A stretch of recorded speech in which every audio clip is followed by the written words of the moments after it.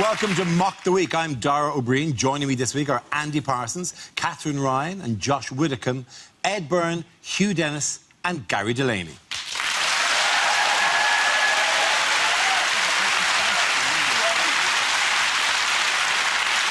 We start with a round called If This Is the Answer, What is the Question? On the board are 6 categories. Catherine, which category would you like?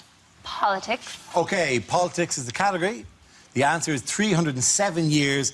What is the question? Is it, how long does an episode of Tumble feel like? Is it how long before it's safe to play a wobble board again? In many ways, the wobble board industry was the real victim of all that. Is it how much older than her face do Madonna's hands look? Is it, what's the age of Alexander Armstrong plus Tess Daly plus Claudia Winkleman times Blue Ivy minus Rachel Riley plus me plus the Queen? Now you're off by a couple of years. Is it how long before climate change will change Scotland into a viable holiday destination?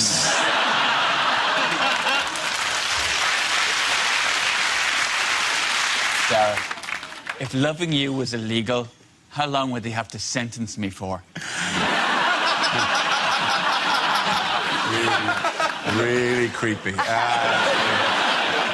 Is it what is the combined age of 307 One Direction fans? Is it without the plastic surgery, how old did Joan Rivers look? Tragedy plus time. There's no plus time with Joan Rivers. It's how long her body will take to decompose. Sorry, Joan. It's what she would have wanted. Joan. Peace out. Okay. When will the Jeremy Kyle show run out of scum? No,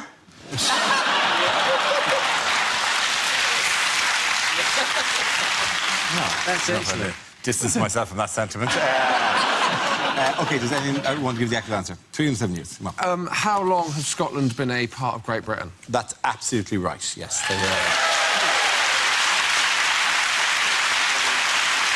Yes, the question I was looking for was how long has it been since the union between England and Scotland came into being?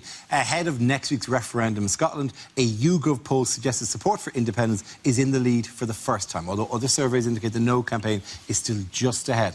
It's a very highly charged issue and lots of people very strongly about it, so it's important that we're not seen here to be taking sides, we remain impartial. Also helps that there are literally no Scottish people appearing on the show this week. That is not a coincidence. No Scottish people publicly want to give this opinion on this. No, I'm not available that week. Is it just me, or every time you hear YouGov, you want to go, yes, Squire? I know the Scottish people don't like it when people who aren't Scottish discuss it, though, because there is that sort of, well, it's nothing to do with you. But it does affect all of us. You know, whether if Scotland go independent, that'll affect everybody. Particularly, you know, every country on the planet will now have to buy an embassy in Scotland. And, you know, Greece can't afford a house in Edinburgh. Certainly not during the festival time. Oh, no. Ireland, Greece and Portugal, we'll have to get together and, like, share a flat in Falkland.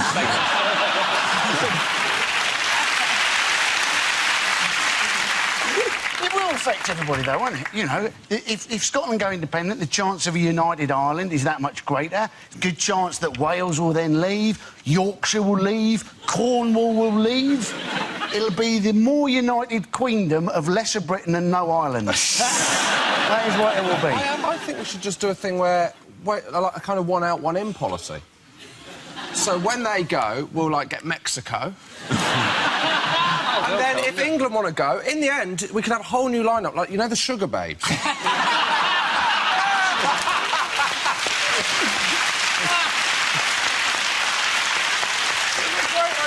Because you're giving it going to be Mexico, Syria and Mucha Buena. Could be the United Kingdom. Yeah. Mexico is edging its way in. I've noticed a lot more burrito availability. Yeah. The burrito is very much the beachhead of the Mexico becoming part of the United Kingdom. Yeah. It's unusual, some of the effects of it. If it's a yes vote, the average rainfall in Britain will go down. Yeah. The average life expectancy in Britain will go up. And the Wimbledon clock will have to be reset at 78 years. And also saying things like, "You'll have had your tea then," will now be racist. Because they weren't to begin with. No, it wasn't anyway. It was just like interregional joshing, where now it's across international borders, and that's an act of war. Well, the rhetoric of the No campaign has been very negative. Yes. For a No campaign. Yeah. But it has been, in a way, like, if you think of it as being a breakup, you know, rather than being like, again, you know, I don't think this is working out and I want to leave you, rather than responding with like, "But come on, we're such a great team, the great times we've had together," rather than being like that, the response has been like, "You're going to leave?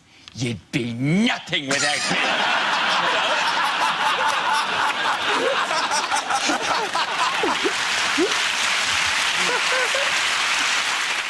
Personally, I'm just impressed at the speed with which the No campaign managed to get Kate pregnant. Quite incredible. Isn't part of the problem, though, is that, you know, the Scots, the English, Welsh and Irish, they all got very strong identities, whereas when anybody thinks of a British identity, they tend to think of a sort of watered-down English stereotype, more of a sort of Hugh Grant sort of figure. Whereas, of course, that's not the accurate English stereotype, is it? Much more accurate, fat tracksuit and chips getting sucked off in Magaluf, right? But if you think of that, that could easily be Scottish, Welsh or Irish. That is the vision that we should be showing people. You're right. The answer is staring you straight in the face, and it is fried chicken. And I know this because I was about 10 years old during the French-Canadian referendum in Canada, and they were really upset. You know, they felt their French culture wasn't being respected in Canada. Now, French-Canadians don't realize they're not considered French anywhere else in the world. But they wanted signage to be all in French, and KFC is KFC in France. But in Quebec, they wanted it PFK, Poulet Frites Kentucky. And they banged on about that for ages. And as far as I remember, I was 10 years old, we gave it to them, and they relaxed. That's great. So, in other words, you would suggest driving vans up to Scotland and just going, "Hey, nous avons des poulets, les poulets frites, yeah." You can change the name, so it'll be Muck KFC, and Muck McDonald's. Or we just call it Kilmarnock fried chicken. Is anyone else worried about the future of the Great British Bake Off? It's surprising that it hasn't been more of an issue, to be honest. They're going to rename There's it. 3 weeks left. What if they go? That invalidates the result of this series. Bread Week next week. What, they're doing it just before Bread Week? These people are animals. I think Britain carries on, though, doesn't it? Well, does Britain? Yeah. The United Kingdom just becomes a slightly different thing. But Britain still exists, doesn't it? Great Britain goes, yeah, it does, yeah. Great Britain goes, but Britain remains. Could we scale it down and just become Good Britain? Good deal. Instead of UK, OK. Yeah. Because you've still got Wales. Poor Wales. We won't be the United Kingdom anymore. Wales is like, I'm literally right here. The No campaign have tried to rebrand the union to make it more sexy, haven't they? So what they've tried to learn from the fact that Brad and Angelina became known as Brangelina, they've tried to take England and Scotland and put them together and call them England. But this is independence. I'm sorry, I haven't really gotten involved in this at all, right? As an Irish person, you kind of feel, no, this is for you to worry about, like, whatever. Because the issues in Ireland, when we were looking for independence, were very distinctly different. And it was like, at no point during Michael Collins' negotiations of the treaty in 1919 would it have changed if somebody leaned in and go, "But what currency will we use?" "Oh, you're right, sorry, yeah. We hadn't thought this through, actually. Yeah, sorry." But equally, it is kind of weird, because you're going, not a shot fired. This is independence without, like, anyone being killed, you know. Look, any country who's gained independence, whatever. This is the most peaceful. We would have loved if independence was going, yeah, I got work, and then I'm going to do coffee, then I'm going to get independence, then I'm going to do Pilates. It's been the most peaceful so far, but Nigel Farage has yet to go up to Glasgow. It's a nightmare scenario for him, because if Scotland votes yes, immediately he's got 5 million more foreigners massing on England's shores. They've just brought Gordon Brown in, and he's leading the No campaign. He might he might conceivably get the result he wants, because when he led Labour in the general election, he got a resounding no, didn't he? So Apparently their secret weapon is they've offered to reduce 5 a day to 3 a day. The English are worried about losing the oil, but I was thinking, why don't we just, you know, boost up the fracking on the Scottish border, right, to make you know, good our energy needs, and then if it all goes tits up, we'll have a physical divide as well as a constitutional divide. You're essentially going to blow a hole between... We could then, like, all sit on the side and push it off with our legs. How deep is the hole that you're hoping that you would push and it would just I'll be float absolutely off? honest with you, I haven't thought through all the implications. I would say that whatever about the politics, the geology of your suggestion is also relatively weak. And then we'll drag Mexico into place.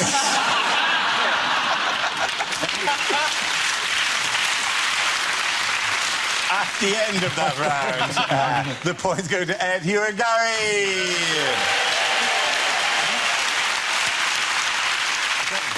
Now we play a round called Jock the Week. This game involves Josh and Gary, so if you could make your way to the performance area, please. This round is a stand-up challenge. I launched a wheel of news, and wherever it chooses to stop, one of our performers must step forward and talk about the subject. OK, here we go. Let's spin the wheel. The first subject is weather. Who wants to come in that? Josh. My parents live in Devon, where they had these storms earlier this year. I got a very strange text off my mum just before the storms. Just said, Josh, just so you know, the storms are on their way, so I've put the wheelie bin in the shed. Not sure what I'm meant to do with this information. I wasn't going, oh, thank God for that, I've been worrying. That's not what you do before a storm. Go, should we get the kids inside? No, no, no, get the wheelie bin in the shed, mate. Take another month to order one of them from the council. I'm watching the news going, terrible storms hit Britain, 14 wheelie bins are missing. I mean, I couldn't care less. I live 250 miles away. How strong are these storms that I need to watch out for the bin? The people I feel sorry for during the storms are the on-the-spot reporters. They are people that know their bosses do not value them at all, They are people who've got to work and the boss has gone, have you heard there's a terrible storm on the way? Do you think I should go home? Better than that, mate. I'm sending you down to the edge of the sea. Where you're going to interview a man whose umbrella is inside out. People I don't like are the people that complain during the storms. People complain their flights were cancelled. I wouldn't complain if my flight was cancelled during the storms. I'd complain if I got to the airport and my flight was the only one that wasn't cancelled. If you got to the airport and they went, EasyJet, flight E4597 is going to have a go for it. Well done, Josh. OK, that leaves us with Gary. Let's see what you've been left with. Let's spin the wheel. And subject is transport. Where you go, Gary. I had a nightmare on the journey over here, and luckily that woke me up just before I ran over a small child.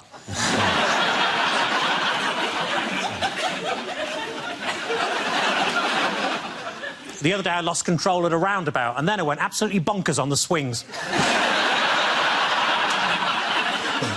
I stopped in a lay-by, there was a sign saying no dumping. That was all right, I was just having a wee.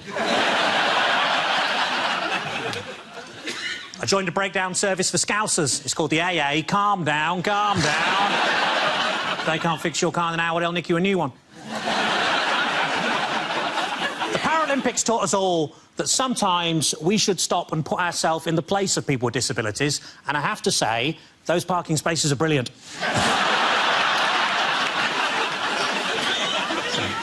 In the car on the way over here, I kept hearing this annoying, whiny noise. So I pulled over, my girlfriend got out to have a look at the engine, and I drove off.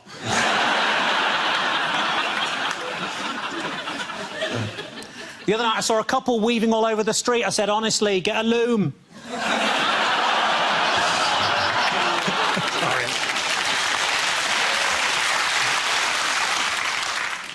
I accidentally filled the Escort with diesel. She died.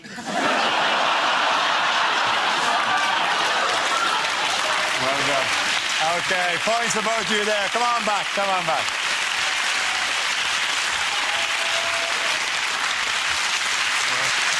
OK. Our next round is called Picture of the Week. I show the panel a topical image and ask them to tell me what's happening. So, what's going on here?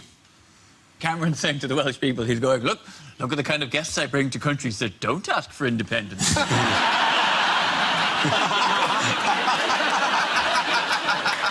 Is it the weirdest ever edition of Snog, Marry, Avoid? I think he might be probably saying, in this relationship, he's me and I'm Nick Clegg.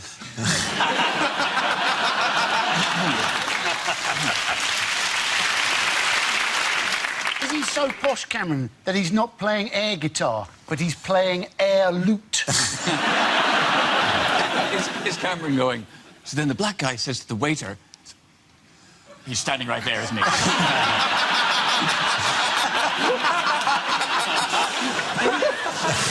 That would be a diplomatic incident, wouldn't it? Is he saying, I'll be home late tonight, this one's dragging me out for a pint? Is this proof that leaders are shape-shifting lizards? That's Cameron, Obama and Angela Merkel. He's going, I've been telling him how you're all going to help me catch the known terrorist Abu Ghraib.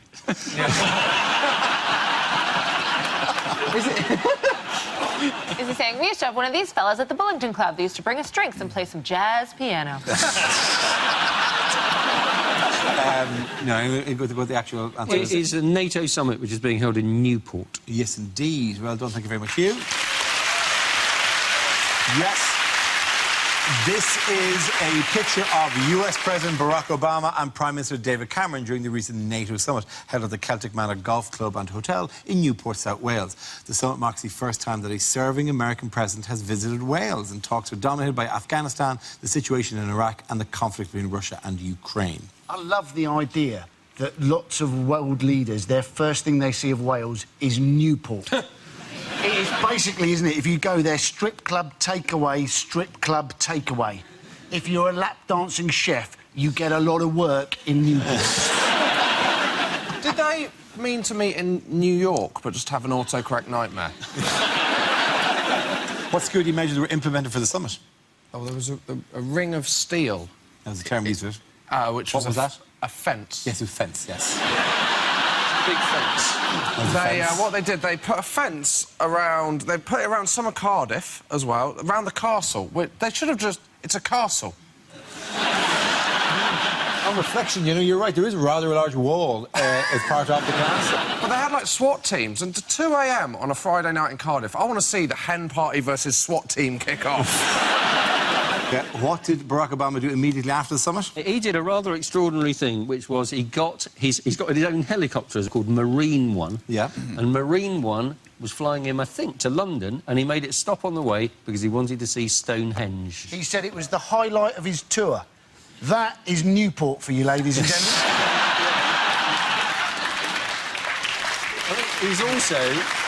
He's also bloody lucky that when the helicopter landed, it didn't blow all the stones over. That would have been a disaster. He said it was part of his bucket list. Yes.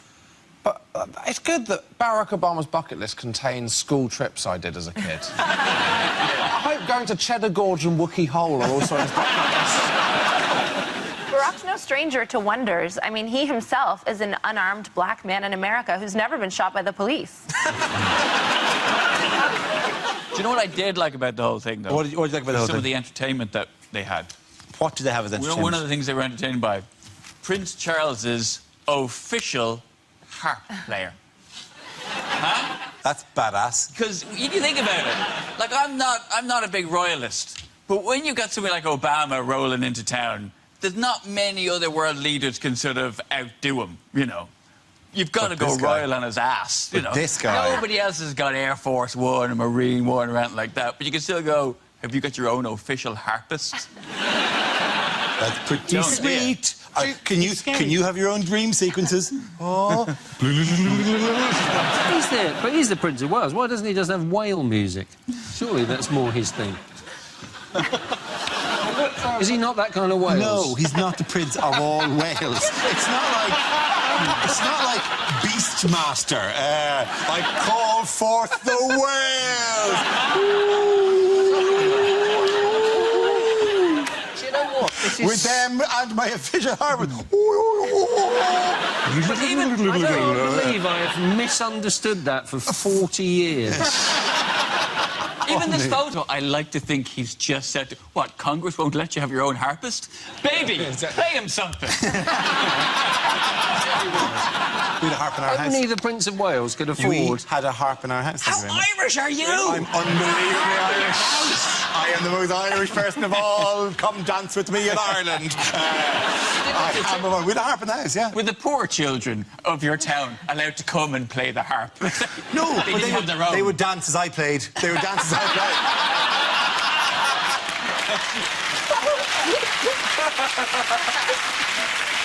I've got an image of you now as the Pied Piper of Dublin. Very much so. leading the kids away. They're green culottes. There will come a court case when they will replay this as evidence. I come from a very different world. Did he have anything... Did you have clothes that you could put on when you were playing the harp? No, I played it naked.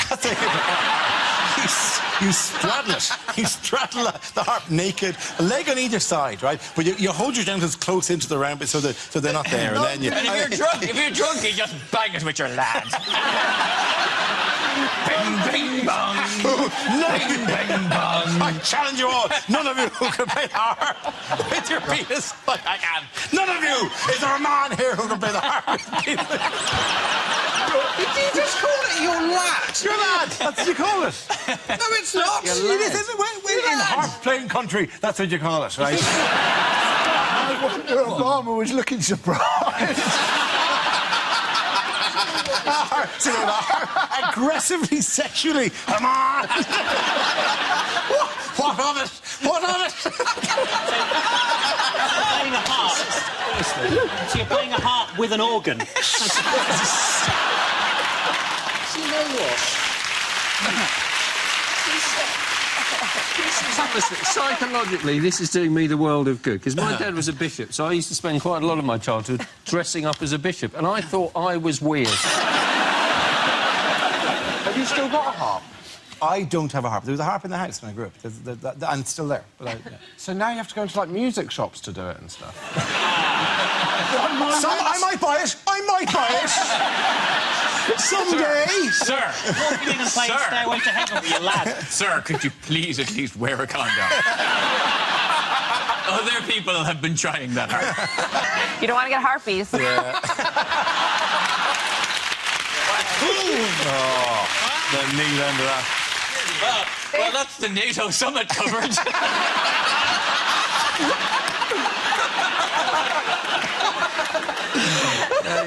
This show, man, it makes some points. It makes some points satirically, you know. What's wrong, Britain? Too much truth for you? Yeah, wake up, sheeple. Lifting the wool from your eyes. At the end of the round, it was our Josh, Catherine and Andy.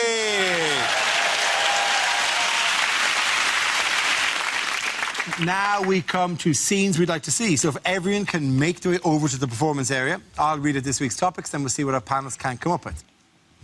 OK, here we go. The first subject is unlikely small ads. For sale, one harp. Really, really used.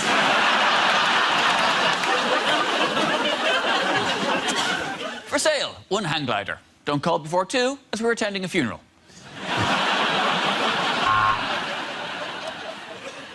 For sale, engagement ring, never used, would suit Heartless Bitch. Do you need a dog walker? You lazy bastard. Comedian seeks new harp for no strings attached sex.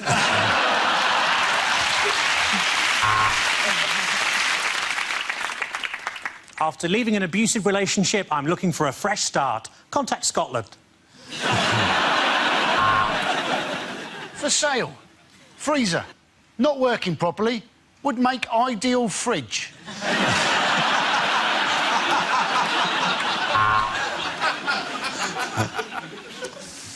Flexible nanny required. My wife only does a missionary position. For sale. Mitsuki 400 AK X3S with extended cab and vortex box with 2 brushes. Would suit somebody who knows what the fuck it is.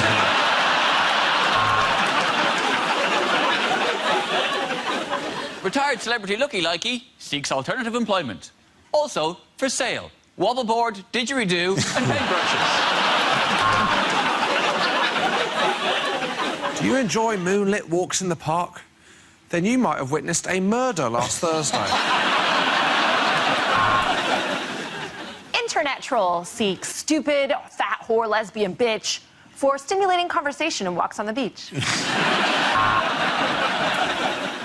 For sale, book of logic puzzles. Would suit somebody who wants a book of logic puzzles.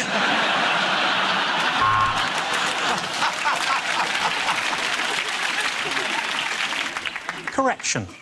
Last week's notice was mistakenly placed in the Men Seeking Men column, but actually I am genuinely seeking someone to demolish my back entrance. OK, the next topic is unlikely lines from a superhero movie. Come quick, Batman! Catwoman has just regurgitated Robin at the kitchen door again! He stopped us again.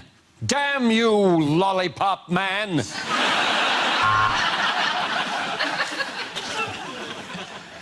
Hey, Storm! I got something needs blowing.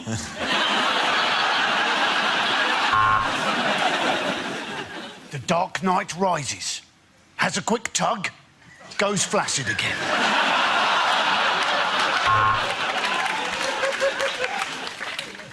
Spider-Man is dead. And so is Flyman. Swallowed by There Was an Old Lady Woman.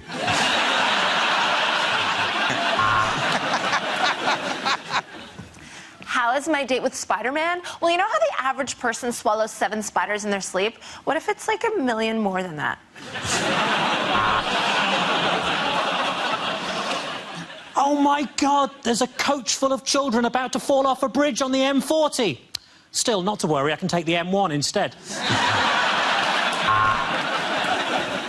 A gas leak at the orphanage. Sounds like a job for me. The Human Torch.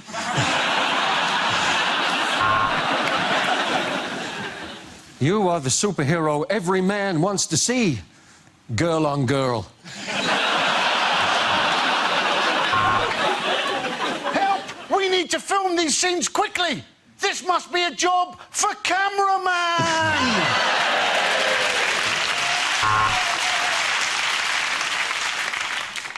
Of all the mutants, Magneto was the hardest to deal with, as he was bipolar.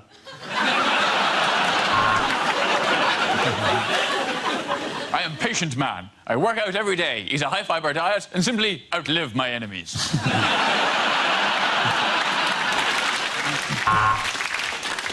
Faster than a speeding bullet, stronger than an ox, and that's why we'd like you to piss in this cup. They're getting away! What do we do, Patient Man? We wait.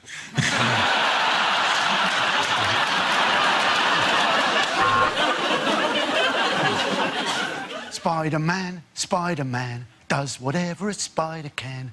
Help! I'm stuck in a bath!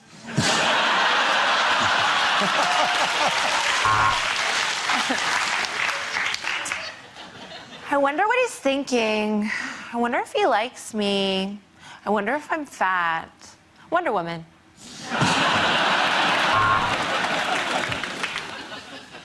Is that your advice, Thor? Normally, I just cook from frozen.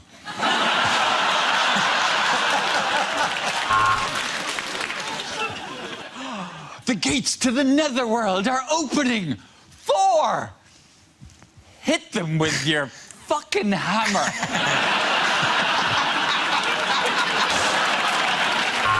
At the end of that round, the points go to Ed, Hugh and Gary.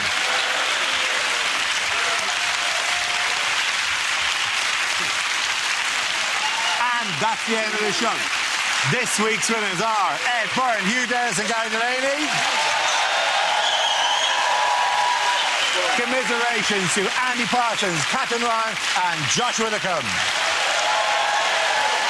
Thank you for watching. I'm Dara Green. Good night.